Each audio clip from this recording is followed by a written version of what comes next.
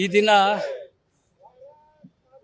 ಕಾಂಗ್ರೆಸ್ ಸರ್ಕಾರದ ಆಡಳಿತದಲ್ಲಿ, ಅದರಲ್ಲೂ ಚಳಿಗಾಲದ ಅಧಿವೇಶನ ಬೆಳಗಾಂನಲ್ಲಿ ನಡೆಯುವ ಸಂದರ್ಭದಲ್ಲಿ ಬೆಳಗಾಂ ಜಿಲ್ಲೆಯಲ್ಲೇ ಒಬ್ಬ ಹಿಂದುಳಿದ ಮಹಿಳೆಯನ್ನು ಅರೆಬೆತ್ತಲಾಗಿ ಮೆರವಣಿಗೆ ಮಾಡಿ ದೌರ್ಜನ್ಯ ಎಸಗಿಸಿದ್ದನ್ನು ಭಾರತೀಯ ಜನತಾ ಪಕ್ಷ ಖಂಡಿಸ್ತದೆ.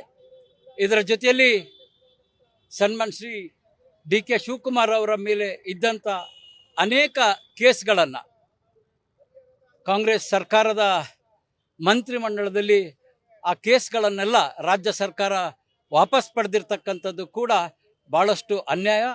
ಈ ಕಾಂಗ್ರೆಸ್ ಸರ್ಕಾರ ಈ ಗ್ಯಾರಂಟಿಗಳನ್ನು ಈಡೇರಿಸದೆ ಬೇರೆ ಬೇರೆ ವಿಚಾರವಾಗಿ ಬರೀ ಭ್ರಷ್ಟಾಚಾರದಲ್ಲಿ ಮುಳುಗಿದೆ. ಮುಂದಿನ ದಿನದಲ್ಲಿ ಕಾಂಗ್ರೆಸ್ ಗ್ಯಾರಂಟಿಯನ್ನು ನೀಡ್ತಕ್ಕಂಥ ಕಾಂಗ್ರೆಸ್ ಈ ಯಾವುದೇ ಗ್ಯಾರಂಟಿಯನ್ನು ಈಡೇರಿಸದೆ ಮುಂದಿನ ದಿನದಲ್ಲಿ ಇವರು ಕ್ವಾರಂಟೈನ್ ಆಗ್ತಕ್ಕಂಥದ್ದು ಸತ್ಯ.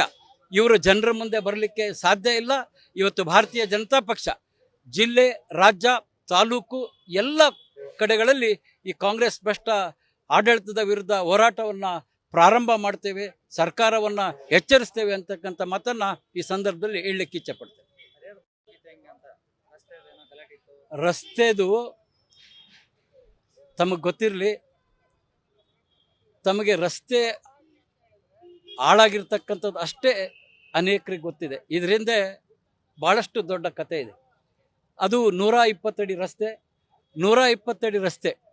ಆ ದರ್ಗಾವನ್ನು ಉಳಿಸ್ಲಿಕ್ಕೆ ದರ್ಗಾದವರಿಗೆ ಹೆಚ್ಚಿನ ಜಾಗ ಕೊಡೋ ಕಾರಣದಿಂದ ಅದೇ ರಸ್ತೆಯಲ್ಲಿ ಬಲಭಾಗದಲ್ಲಿದ್ದಂಥ ಒಂದು ಗಣೇಶ ದೇವಸ್ಥಾನವನ್ನು ಕೂಡ ಅದನ್ನು ಬೀಳಿಸಿ, ಅದರ ಜೊತೆ ರಾಘವೇಂದ್ರ ಸ್ವಾಮಿ ಮಠದ ದ್ವಾರಬಾಗಲು, ರಾಘವೇಂದ್ರ ಸ್ವಾಮಿ ಮಠದ ಪೂಜಾರರ ಒಂದು ಗೃಹವನ್ನು ಕೂಡ ಆ ಸಂದರ್ಭದಲ್ಲಿ ಆಡಳಿತದಲ್ಲಿದ್ದಂಥ ಕಾಂಗ್ರೆಸ್ ಮತ್ತು JDSನವರು ಒಟ್ಟಾಗಿ ಅದನ್ನು ನೆಲಸಮ ಮಾಡಿ ದರ್ಗಾಕ್ಕೆ ಹೆಚ್ಚು ಜಾಗ ಕೊಡಬೇಕು, ದರ್ಗಾದ ಕಡೆ ಇರ್ತಕ್ಕಂಥ ರೋಡನ್ನು ಬಲಭಾಗಕ್ಕೆ ಒತ್ತಬೇಕು ಅಂತಕ್ಕಂಥ ಒಂದು ಕೆಟ್ಟ ಉದ್ದೇಶದಿಂದ ಇವತ್ತು ನಾವಾಗಲೇ ಸರ್ವೆ ಮಾಡಿಸಿದ್ದೀವಿ. ನಮ್ಮ ಸರ್ವೆ ಪ್ರಕಾರ ದರ್ಗಾದ ಮುಖ್ಯ ಕಟ್ಟಡ 30 ಅಡಿ ರಸ್ತೆಯಲ್ಲಿದೆ. ದರ್ಗಾ 30 ಅಡಿ ರಸ್ತೆಯಲ್ಲಿದೆ. ದರ್ಗಾವನ್ನು ನಿರ್ಮಾಣ ಮಾಡಿರ್ತಕ್ಕಂಥ ನಿವೇಶನದ ಯಾವುದೇ ದಾಖಲೆಗಳು ಆ ದರ್ಗಾ ಸಮಿತಿಯವರ ಹತ್ರ ಇಲ್ಲ. ಅದು ಒಟ್ಟಾರೆ ಒಂದು ಅನ್ಯಾಯ, ಭ್ರಷ್ಟಾಚಾರದಿಂದ ಕೂಡಿರ್ತಕ್ಕಂಥದ್ದು. ಇದೆಲ್ಲ ಅಲ್ಪಸಂಖ್ಯಾತರ ಒಂದು ಮತ ಗಳಿಸಲಿಕ್ಕೆ ಹಿಂದೆ ಕಾಂಗ್ರೆಸ್ ಮತ್ತು JDSನವರು ಒಂದಾಗಿ ಅಲ್ಲಿ ಮುಂದಿರ್ತಕ್ಕಂಥ ಮಣ್ಣಿನ ಗುಡ್ಡವನ್ನೇ ಅವರು ತೆಗೆದಿರ್ತಕ್ಕಂಥದ್ದು ತಾವು ಯಾರಾದರೂ ಹೋದ್ರೆ ಅಲ್ಲಿ ಗಮನಿಸ್ಬೋದು. ಇಷ್ಟೊಂದು ಭ್ರಷ್ಟಾಚಾರ ಇರೋದ್ರಿಂದ ನಾನು ಕೂಡ ನೀವು ನ್ಯಾಯವಾಗಿ ಸರ್ವೆ ಮೂಲಕ ಎಲ್ಲಿ ರಸ್ತೆ ಬರುತ್ತೋ ಅಲ್ಲಿ ರಸ್ತೆಯನ್ನು ಬೇಗ ಮಾಡಿರಿ ಅಂತೇಳಿ ನಾವು ಹೇಳಿದ್ದೀವಿ. ಹೌದು, ಅವ್ರು ಅವೆಚ್ಚ ಶಬ್ದ ಉಪಯೋಗಿಸಿಲ್ಲ. ಕೇಳಿ, ಅವೆಚ್ಚ ಶಬ್ದ ಹೌದು. ಒಂದು ನಿಮಿಷ, ತಹಶೀಲ್ದಾರ್ ಹೊಸಬ್ರು, ಅವ್ರಿಗೆ ಗೊತ್ತಿಲ್ಲ, ಅವ್ರೇನು ಮಾತಾಡಿಲ್ಲ. ಆದರೆ ಅವರು ಎಲ್ಲ ಸಾರ್ವಜನಿಕರ ಮುಂದೆ ಎಕ್ಸಿಕ್ಯೂಟಿವ್ ಇಂಜಿನಿಯರ್ ಏನು ಹೇಳ್ತಾರೆ ಅಂದರೆ, ಆ ಪಕ್ಕದಲ್ಲಿರ್ತಕ್ಕಂಥ PWD ಜಾಗವನ್ನು ನಾವು ಅಕ್ವೈರ್ ಮಾಡ್ತೀವಿ ಅಂದರೆ ಇವ್ರಿಗೆ ನ್ಯಾಯವಾಗಿರ್ತಕ್ಕಂಥ PWD ರಸ್ತೆಯನ್ನು ಬಿಟ್ಟು ಆ PWD ಆಫೀಸಿನ ನಿವೇಶನವನ್ನು ನಾವು ಅಕ್ವೈರ್ ಮಾಡ್ತೀವಿ, ನಾವು ಅಲ್ಲಿ ರಸ್ತೆ ಮಾಡ್ತೀವಿ ಅಂದಾಗ ಸ್ವಾಭಾವಿಕವಾಗಿ ಎಲ್ಲ ಸಾರ್ವಜನಿಕರಿಗೆ ರೋಷ ಬಂದಿದ್ದು ಸತ್ಯ.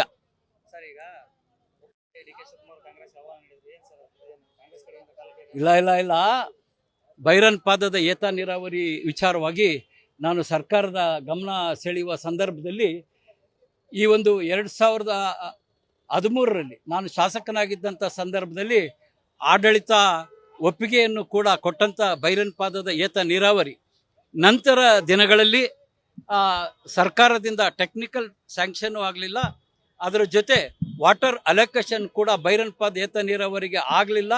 ಕಾರಣ ಏನಂದರೆ, ನಾನು ಶಾಸಕನ ನಂತರ JDSನ ಶಿವಶಂಕರ್ ಶಾಸಕರಾದರು, ನಂತರ ರಾಮಪ್ಪನವರಾದರು, ಇಬ್ಬರು ಕೂಡ ವಿರೋಧ ಪಕ್ಷದಲ್ಲಿದ್ದರು. ಈಗ ನಾನು ಶಾಸಕನಾಗಿದ್ದೀನಿ, ನಾನು ವಿರೋಧ ಪಕ್ಷದಲ್ಲಿದ್ದೀನಿ. ಹಾಗಾಗಿ ಹರಿಹರಕ್ಕೆ ಅಭಿವೃದ್ಧಿ ಆಗುತ್ತೋ ಇಲ್ಲೋ ಅಂತಕ್ಕಂಥ ಒಂದು ಭಾವನೆಯಿಂದ ಬೈರನ್ ಪಾದ ಏತ ನೀರಾವರಿ ಆಗಲ್ಲ ಅಂತಕ್ಕಂಥ ಕಾರಣದಿಂದ ರೈತರು ರೊಚ್ಚಿಗೆದ್ದು ಹರಿಹರ ತಾಲೂಕಿನ ನದಿಗಳಿಂದ ಬರ್ತಕ್ಕಂಥ ಪೈಪ್ಲೈನ್ಗಳು, ಅದು ಭರಮಸಾಗರ ಕೆರೆ ತುಂಬಿಸ್ತಕ್ಕಂಥದ್ದು ಇರ್ಬೋದು, ಜಗಳೂರು ಕೆರೆ ತುಂಬಿಸ್ತಕ್ಕಂಥದ್ದು ಇರ್ಬೋದು, ಹರಪನಹಳ್ಳಿ ಕೆರೆ, ಭರಮಸಾಗರ ಕೆರೆ, ಅದರ ಜೊತೆಯಲ್ಲಿ ದಾವಣಗೆರೆಯ ಕುಡಿಯುವ ನೀರಿನ ಪೈಪ್ಗಳು ಕೂಡ ಬಂದಿರೋದ್ರಿಂದ ನಮ್ಮ ರೈತರು 15 ವರ್ಷಗಳಿಂದ ಹೋರಾಟ ಮಾಡ್ತಾ ಇರ್ತಕ್ಕಂಥ ಈ ಏತ ನೀರಾವರಿ ಆಗೋದಿಲ್ಲ. ಹಾಗಾಗಿ ನಾವು ಸರ್ಕಾರಕ್ಕೆ ಅಸಹಕಾರವನ್ನು ಮಾಡ್ತೇವೆ. ಇಲ್ಲಿ ಪೈಪ್ಗಳನ್ನು ನಾವು ನಿಲ್ಲಿಸ್ತೇವೆ, ನೀರು ತಗೊಂಡು ಹೋಗ್ಲಿಕ್ಕೆ ಬಿಡೋಲ್ಲ ಅಂತಕ್ಕಂಥ ಒಂದು ಹೋರಾಟದ ಹಂತ ಪ್ರಾರಂಭ ಆಗಿದೆ.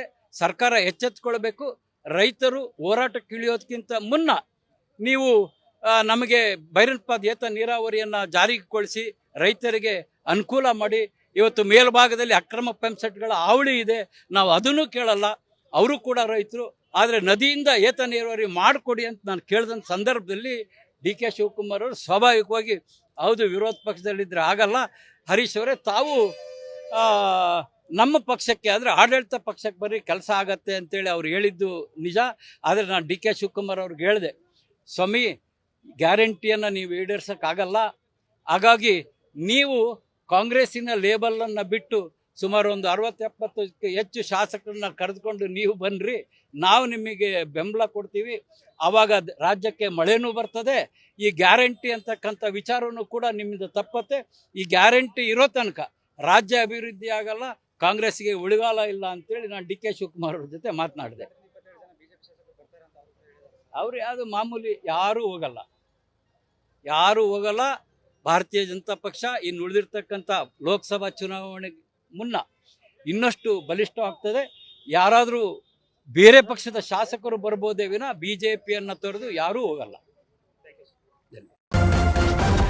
ನ್ಯೂಸ್ ಫಸ್ಟ್, ನಿರ್ಭೀತಿಯಿಂದ ನಿಮ್ಮ ಪರವಾಗಿ.